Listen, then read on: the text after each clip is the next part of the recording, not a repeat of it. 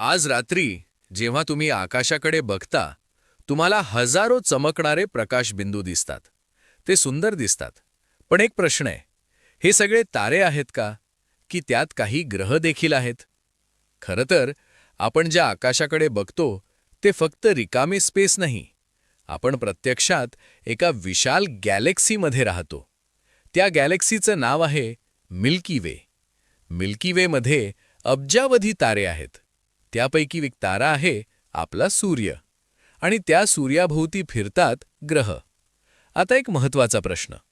तारा आणि ग्रह यात फरक काय? तारा म्हणजे एक प्रचंड गॅसचा गोळा. तो स्वतः ऊर्जा तयार करतो आणि स्वतः प्रकाश देतो.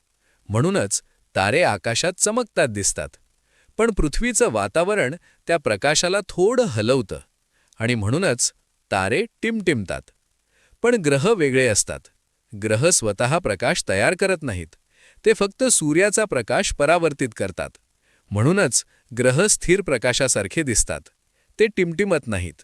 उदाहरणार्थ, संध्याकाळी किंवा पहाटे तुम्हाला आकाशात एक खूप तेजस्वी प्रकाश दिसतो. तो तारा नसतो. तो असतो व्हीनस.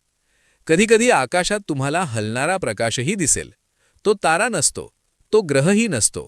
तो असतो एक सॅटेलाइट. तो काही सेकंदात आकाशातून सरकतो. म्हणून लक्षात ठेवा हा सोपा नियम. जर प्रकाश टिमटिमत असेल तर तो तारा. जर प्रकाश स्थिर असेल तर तो ग्रह. आणि जर प्रकाश हळूहळू हलत असेल तर तो सॅटेलाइट.